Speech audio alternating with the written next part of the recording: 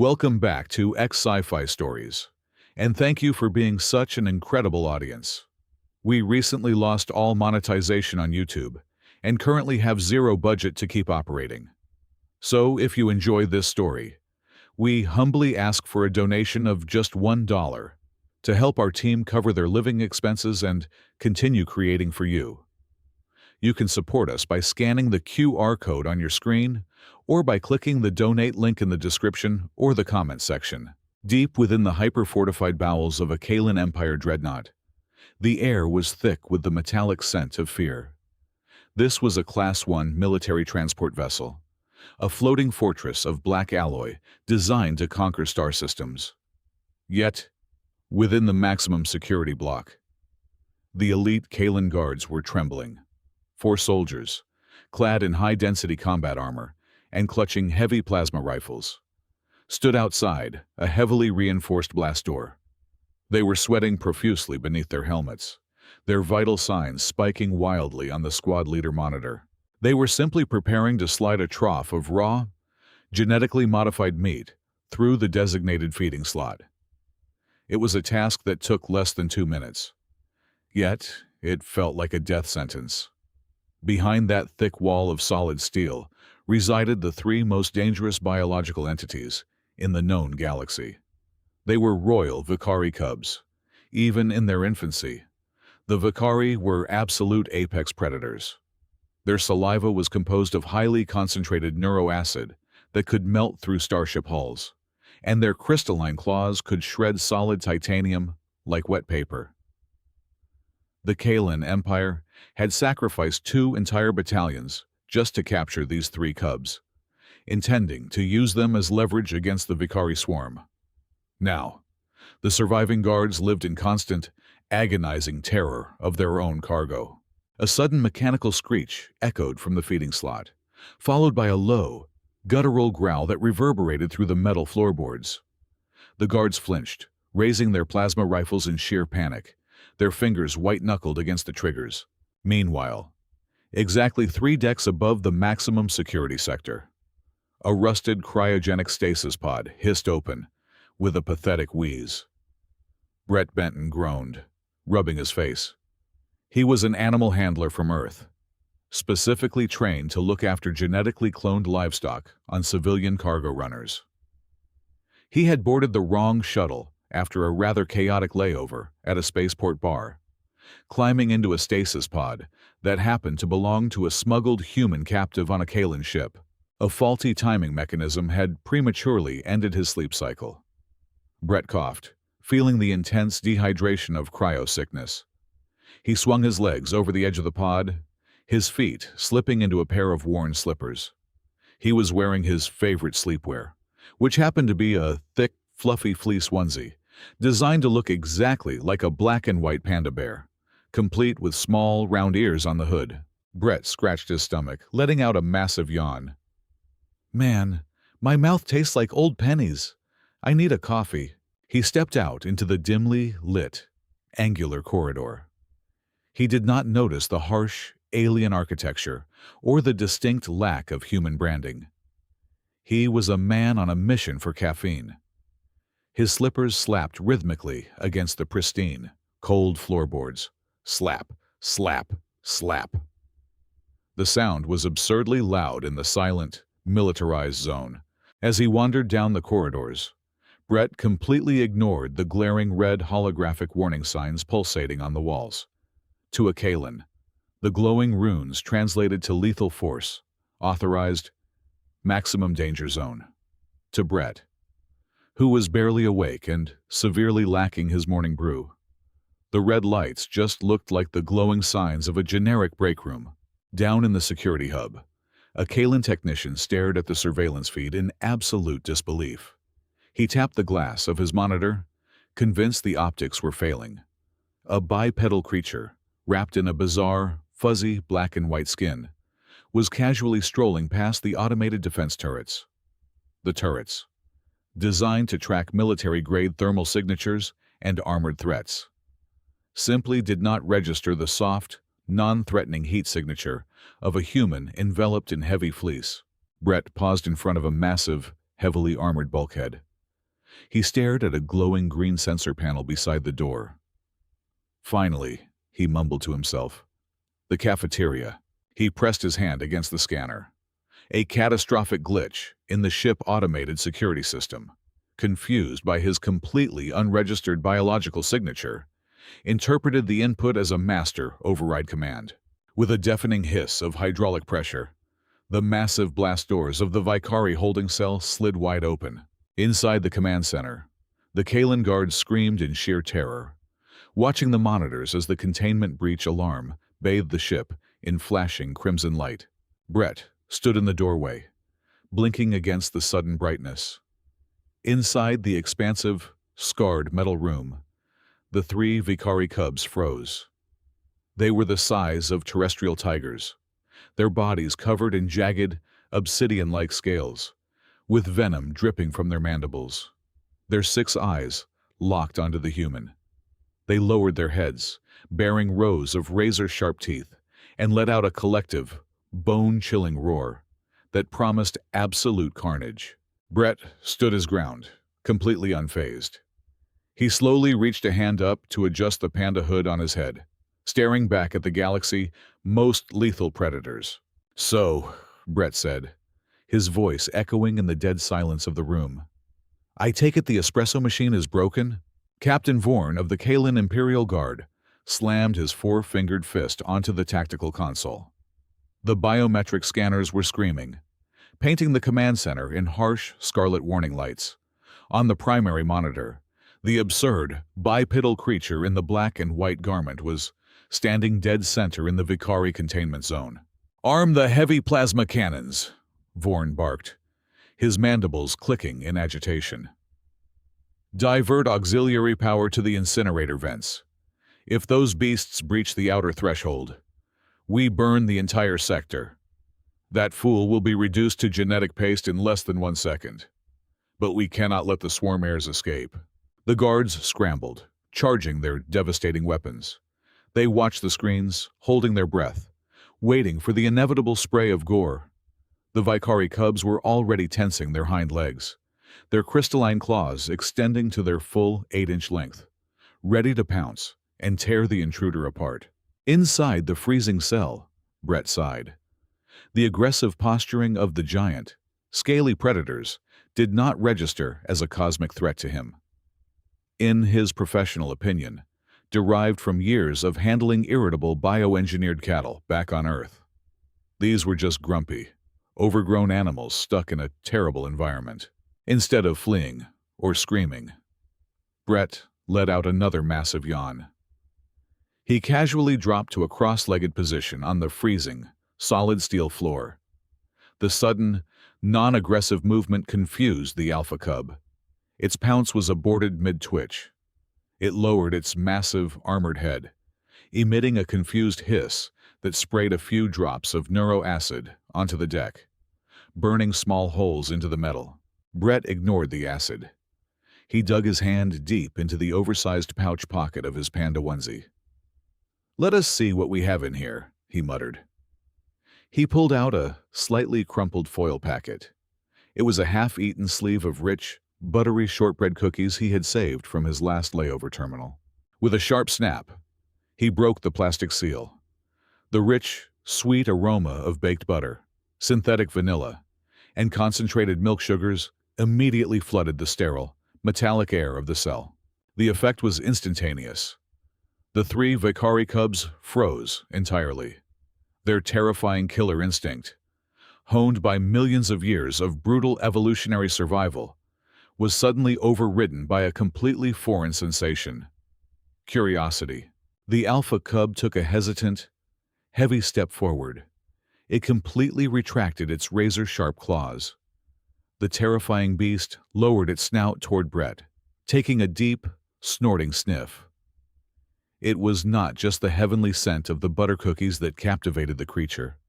As it drew closer, its sensitive olfactory glands registered the texture of the thick fleece onesie. The fabric was exceptionally soft, radiating the gentle, stable body heat of the completely calm human beneath it. Brett broke a cookie right down the middle. He extended his palm flat, offering the sweet treat exactly as he would to a stray dog hanging around a spaceport alleyway. "Here you go, big guy. You were just cranky because you skipped breakfast, right?" The Kalen guards in the control room gasped in absolute horror, expecting the beast to bite off the human arm right up to the shoulder. Instead, the Alpha Vicari gently, almost delicately, extended its massive tongue and scooped the cookie crumb from Brett's palm. The creature chewed, its 6 eyes widening in what could only be described as profound culinary shock. It swallowed, then nudged Brett's chest with its heavy, armored snout, demanding more. All right. Plenty to go around," Brett chuckled. He distributed the rest of the cookies to the other 2 cubs, who eagerly shoved their massive heads into his lap to get their share. With a gentle, practiced motion, Brett reached up and began to firmly scratch the alpha cub right behind its primary set of auditory receptors. "Who is a good cosmic horror? You are. Yes, you are." The unbearable tension in the containment block shattered completely. The alpha cub closed its eyes and let out a sound that defied all Kalen biological understanding. It was a deep, rhythmic vibration, a rumbling purr so powerful it shook the loose dust from the ceiling panels. The other 2 siblings quickly followed suit, circling Brett before collapsing into a massive, scaly pile of deadly predators right on top of his legs, purring loudly. Up in the command center, Captain Vorn stared at the monitor, his jaw utterly slack. The heavy plasma cannons hummed with lethal energy, completely useless. "Stand down," Vorn whispered, his voice trembling with a mixture of awe and sheer bewilderment. "Cancel the attack order. Power down the weapons." He keyed the intercom, his voice echoing into the cell. "Human, what manner of sorcery is this? You have tamed the untamable." Brett looked up at the security camera, gently patting the sleeping monster on his lap. "They were just cold and hungry, and this floor is terrible for their joints." Within 15 minutes, Vorn had officially and completely against every military protocol in the Kalen Empire Handbook designated Brett as the supreme biological handler of the Vicari royal assets. The Kalen guards, still terrified, were forced to watch in absolute confusion as the strange human began ordering them around like delivery workers. Under Brett's direct supervision, the cold, unforgiving holding cell underwent a radical transformation. He requisitioned dozens of thermal sleeping bags, high-density foam mattresses, and piles of synthetic wool blankets. He layered the floor, creating a massive, insulated nest. The fearsome Vicari cubs watched him work, happily rolling around in the soft bedding, completely pacified by the warmth and the strange, fearless creature in the panda suit who smelled of baked butter. Over the course of the next 4 days, Brett established a comfortable routine inside the maximum security block, but a glaring behavioral anomaly began to bother him. He sat on a pile of synthetic foam, scratching the underbelly of the smallest cub, watching the creatures play like oversized terrestrial kittens. However, the exact second a Kalen patrol approached the reinforced viewing glass, the atmosphere shattered. The cubs would instantly morph back into bloodthirsty apex predators. Their obsidian scales would flare out, their eyes would dilate, and they would hurl themselves against the barricades, spitting venom that hissed against the reinforced plating. As soon as the guards retreated, the cubs would immediately calm down, whining softly as they nuzzled back into Brett's fleece-covered lap, drawing on over 15 years of agricultural livestock management. Brett recognized a stress trigger when he saw one. Animals did not just flip a switch between docile and homicidal without a localized environmental catalyst.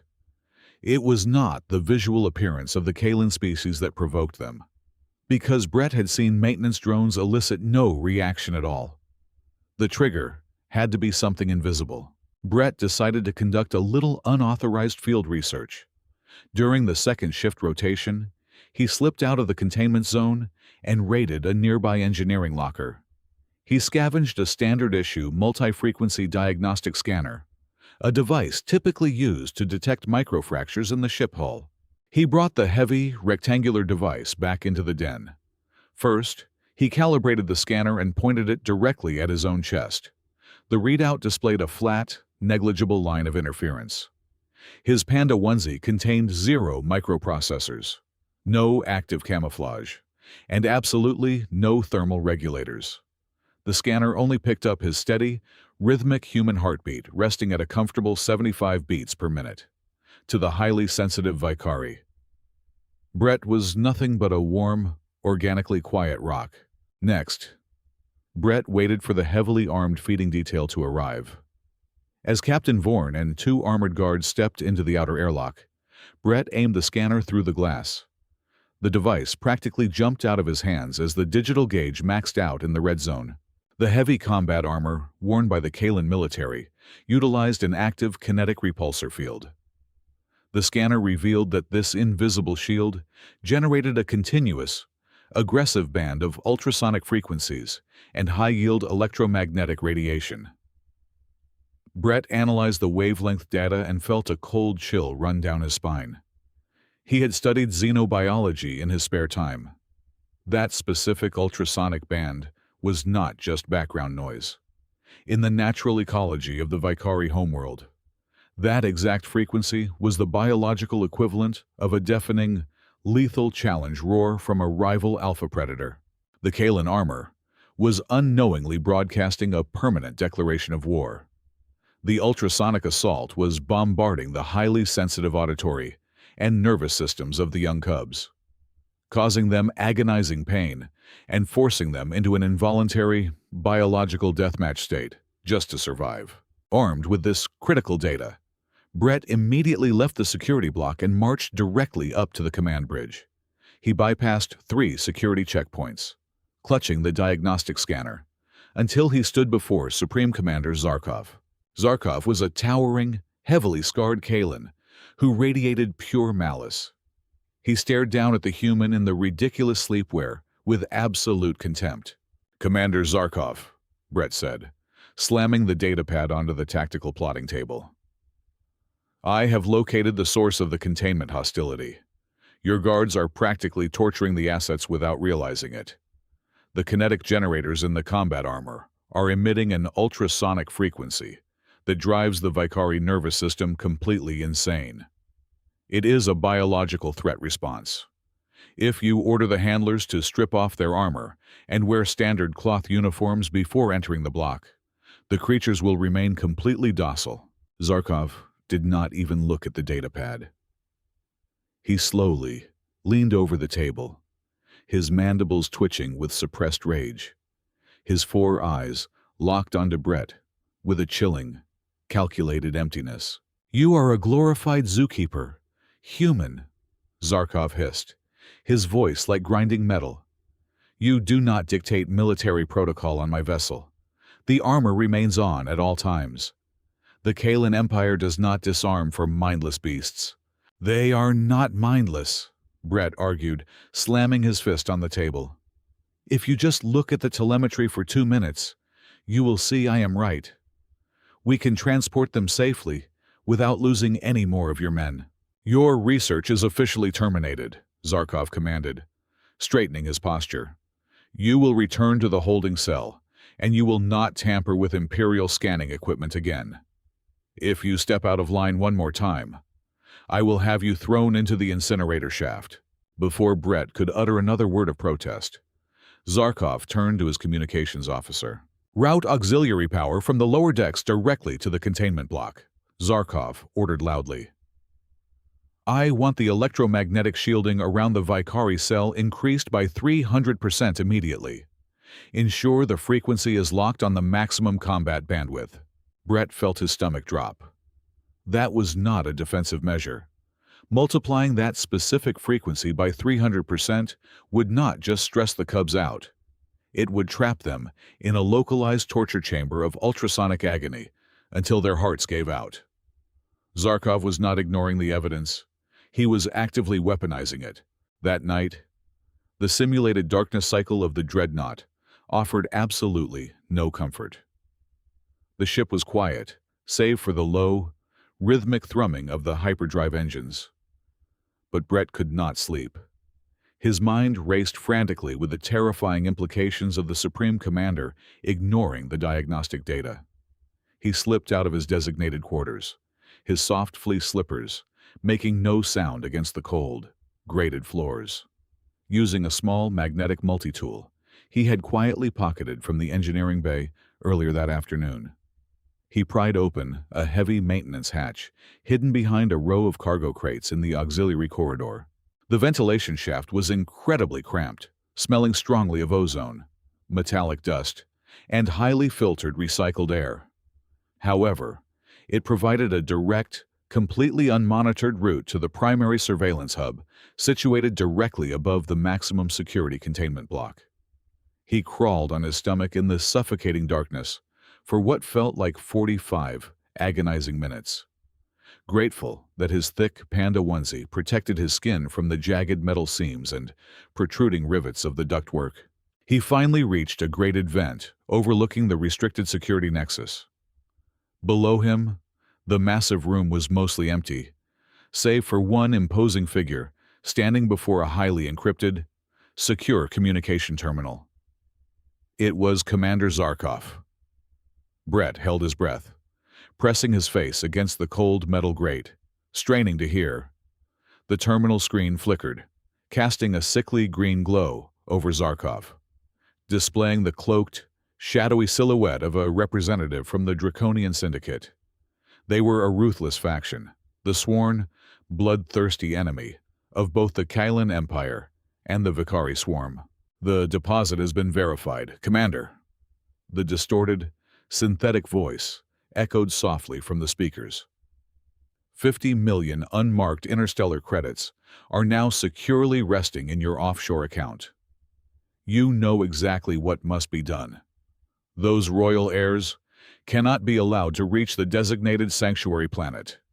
If those cubs survive to unite the fractured Vicari swarm under one banner, our invasion fleets will be completely annihilated within a single decade.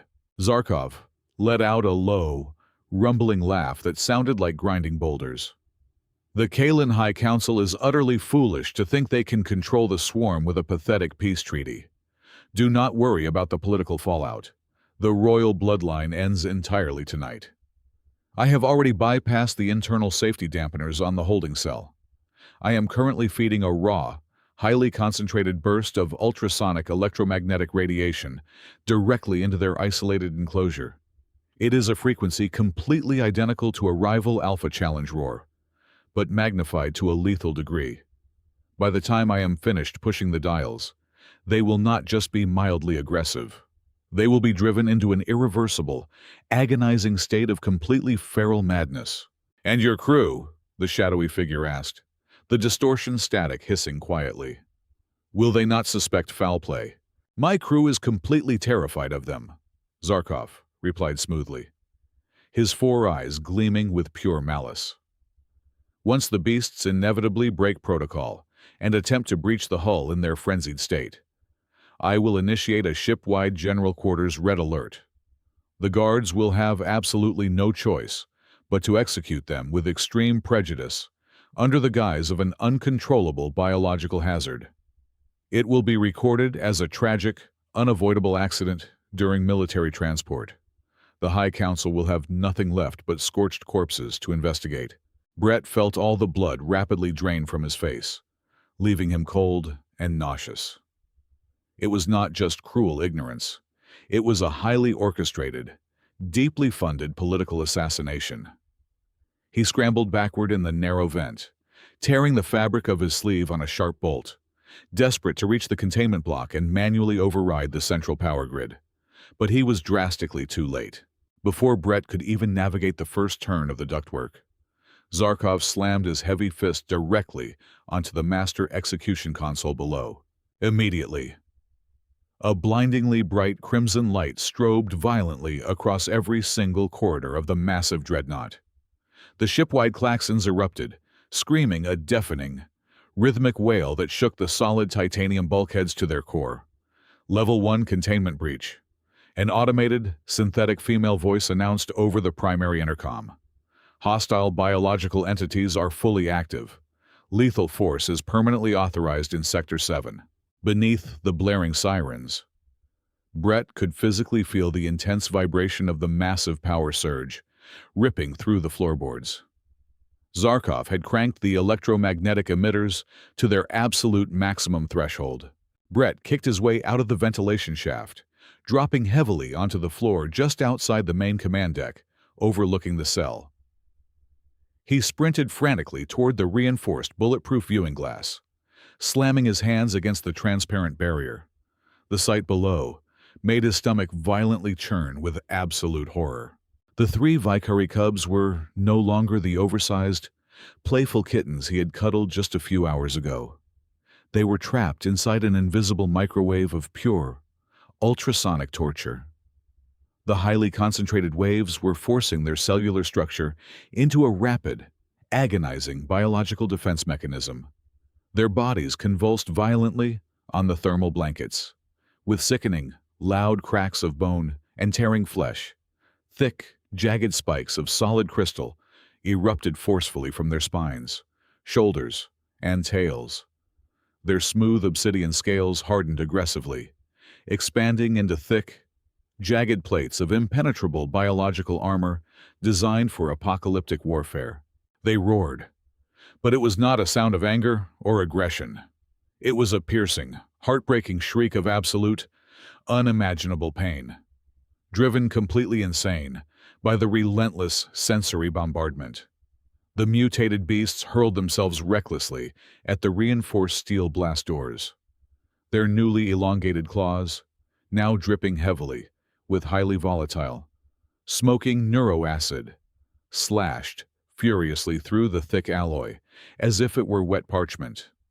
Massive chunks of heavy metal were ripped away and tossed aside, exposing the sparking primary locking mechanisms. Squadrons 1 through 4, converge on the security block immediately, Zarkov bellowed into his tactical comms, stepping out of the shadows and drawing his own sidearm. The assets have gone completely rogue. Eradicate them immediately. Leave nothing but ash. Dozens of heavily armored Kalen guards flooded into the outer staging area like a tidal wave of black metal, their heavy plasma cannons whining at an ear-piercing pitch as they charged the energy cells to maximum lethal capacity. Captain Vorn was at the very front of the formation, his mandibles clicking rapidly in sheer terror as he watched the thick steel doors buckle and warp outward under the sheer force of the frantic, mutated monsters inside. Brett slammed his fists against the bulletproof glass of the control room, screaming until his throat burned.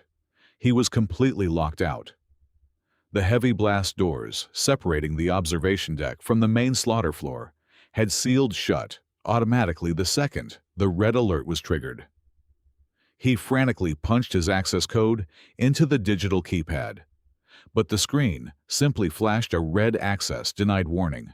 "Stop!" Brett screamed at the top of his lungs, his voice completely drowned out by the blaring sirens and the shrieking of tearing metal. "They are being tortured! Turn off the power! Do not shoot them!" But no one could hear him. He could only watch in sheer, paralyzing helplessness. The heavy steel doors of the containment cell gave way with a final, catastrophic groan, crashing heavily onto the exterior deck in a cloud of sparks and acidic smoke. The three monstrous, bleeding Vicari burst through the wreckage, completely feral, blinded by agony, and ready to slaughter absolutely anything in their path. And directly in front of them, 50 heavy plasma rifles were aimed directly at their heads, the glowing triggers already being squeezed tightly by the terrified soldiers. The blaring klaxons tore through the air, deafening in their intensity. Brett was trapped behind the reinforced observation glass, his bare hands bruised from pounding against the unyielding transparent barrier. He could see the plasma coils of 50 heavy rifles glowing blindingly bright below. Reaching critical mass, he had absolutely zero time left. He spun around, his frantic eyes scanning the dimly lit auxiliary corridor. His gaze landed on a heavy, solid tungsten wrench resting atop a discarded maintenance cart. He grabbed the incredibly heavy tool, his muscles straining under the weight, and sprinted toward the secondary emergency access panel, located beside the sealed primary doors. He swung the heavy wrench with every single ounce of strength in his body. The first strike dented the composite casing. He swung again, and again, ignoring the stinging pain radiating up his forearms. On the fourth strike, the protective panel shattered completely, exposing the raw circuitry beneath.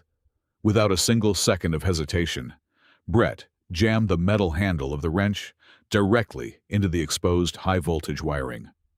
A violent shower of blue sparks erupted, burning his knuckles. But the primitive short circuit worked.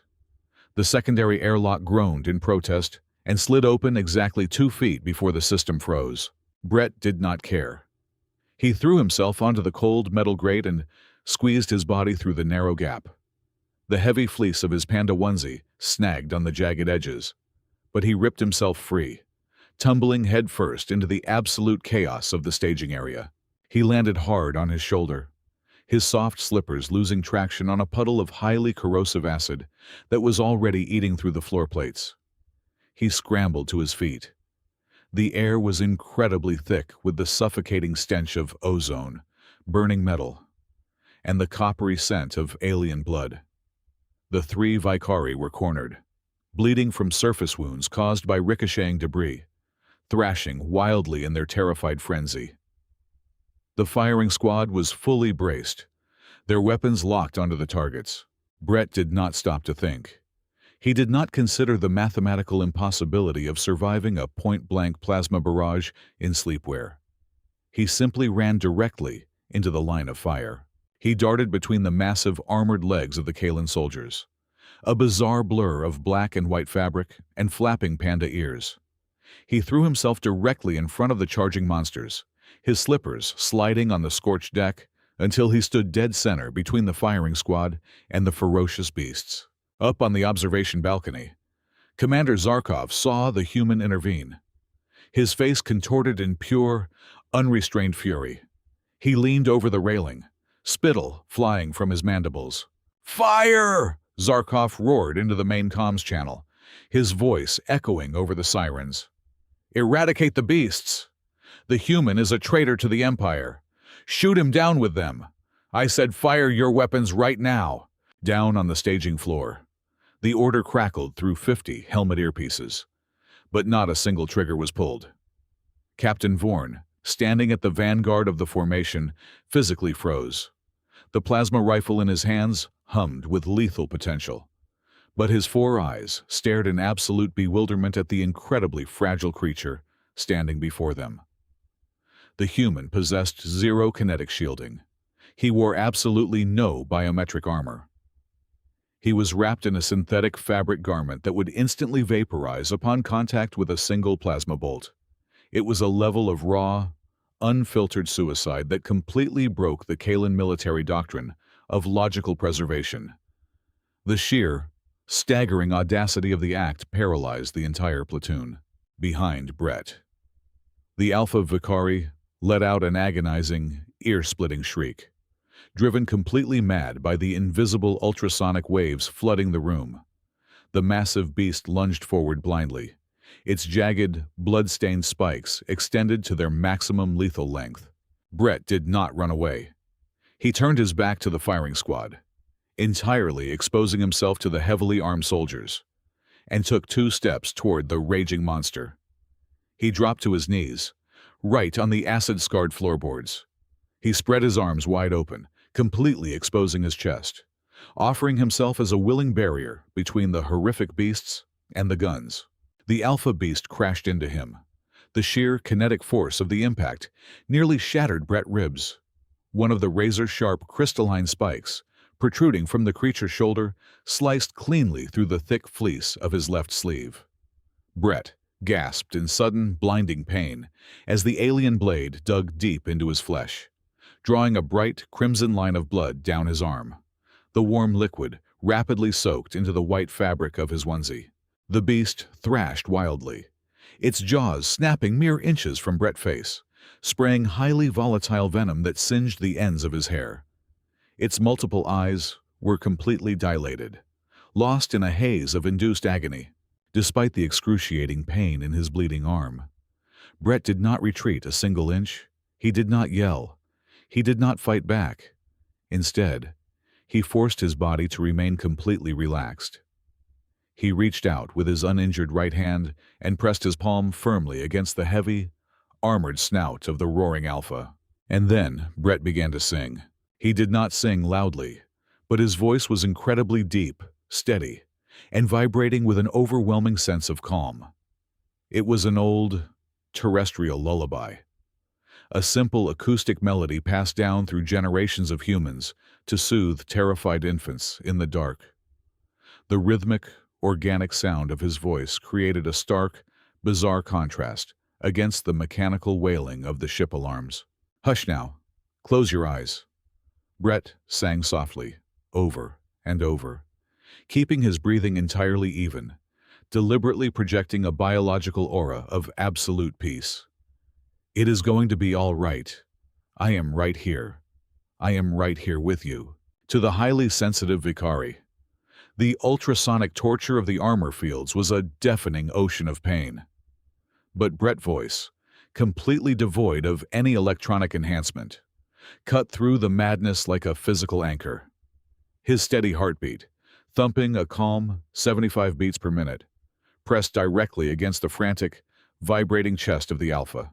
The beast froze. Its massive, terrifying jaws remained open, but the horrific screeching slowly died in its throat. It felt the warm, red human blood dripping onto its scales. It felt the incredibly soft, familiar texture of the fleece, and most importantly, it recognized the utterly fearless, deeply compassionate scent of the creature that had fed it butter cookies just hours before. The human was bleeding for them. The human was shielding them with his own incredibly fragile life. A profound biological shift occurred. The Alpha let out a long, ragged exhale. The horrific, jagged crystal spikes protruding from its spine slowly began to retract, sinking back beneath its heavy obsidian plates. Its eyes focused, the feral madness draining away, replaced by an ancient, primal instinct of a completely different nature. The other two cubs, feeling the sudden shift in their leader, ceased their frantic thrashing. They crawled heavily toward Brett, whimpering softly, like injured puppies. Up on the balcony, Zarkov drew his personal heavy sidearm, his hands shaking with blind rage. The human was ruining everything. The 50 million credits were slipping through his fingers. "If you cowards will not follow orders, I will do it myself," Zarkov screamed, taking careful aim directly at the back of Brett's head. Down below, the Alpha Vicari heard the metallic click of the heavy pistol being cocked. Its eyes locked onto the Supreme Commander. The beast did not attack. Instead, it moved with astonishing speed. The massive creature threw its heavily armored body completely over Brett, forcing the human flat against the deck. The other two cubs instantly moved to flank him, overlapping their thick, impenetrable scales. In the span of exactly 3 seconds, the three horrifying apex predators had curled tightly together, forming a massive, heavily armored dome of living flesh and solid crystal. They completely swallowed Brett within their bulk, creating an absolute biological fortress around the fragile human in the pajama suit, ready to take every single plasma bolt to protect him. The astonishing display of mutual, cross-species protection shattered the last remaining illusions in Captain Vorn's mind. Mindless biological weapons did not sacrifice themselves to shield a defenseless creature. Zarkov was lying. "Lower your weapons immediately," Vorn commanded, his voice ringing with absolute authority. He marched directly to the emergency circuit breaker on the wall and physically ripped the primary power cables from their housing. The deafening sirens cut out, and the agonizing ultrasonic hum of the electronic shields died instantly. Absolute silence descended upon the staging area. Slowly, the massive dome of scales shifted, Brett crawled out from beneath the protective mass, clutching his bleeding arm. He looked up at the balcony. "Check the internal security logs," Brett shouted to the guards. He amplified the kinetic frequencies and loaded a malicious override code into the containment grid to force them into a feral state. Vorn nodded to his communications officer, who quickly bypassed the terminal. Within 10 seconds, the technician confirmed the encrypted transmission and the sabotage. The truth was undeniable. In perfect unison, 50 elite Kalen guards pivoted on their heels, raising their heavy plasma rifles and aiming them directly up at the observation deck. Zarkov was instantly overwhelmed and detained for high treason against the Empire. With the crisis averted, the remainder of the voyage was remarkably peaceful. The military transport vessel instituted a strict, permanent security revision for the biological care sector. Combat armor was completely banned. Instead, any guard entering the area was required to wear thick, soft cotton garments, an official protocol established by their new human handler. 2 weeks later, the massive dreadnought landed gracefully on the surface of the designated sanctuary planet. A grand delegation of the most powerful Vicari ambassadors waited on the landing pad, fully bracing themselves to receive traumatized, highly aggressive royal warriors. The heavy cargo ramp slowly lowered, releasing a hiss of pressurized air. The imposing elders gasped in sheer disbelief, heavy tears welling in their multiple eyes at the sight before them. The 3 royal heirs were not feral. They were snoring softly, completely fast asleep, resting their heavy heads comfortably on the lap of a human man in a panda suit, who was leisurely flipping through a colorful comic book. Thank you so very much for listening to our story today. We would love to know where in the world you are tuning in from, so please let us know in the comments. As we mentioned, our channel is currently operating without any monetization. If you enjoyed this story and want to help our team feed their families and continue creating better stories for you, please consider supporting us with just $1. You can easily do this by scanning the QR code on your screen or by using the donation link provided in the video description or the comment section. Your generosity means the absolute world to us.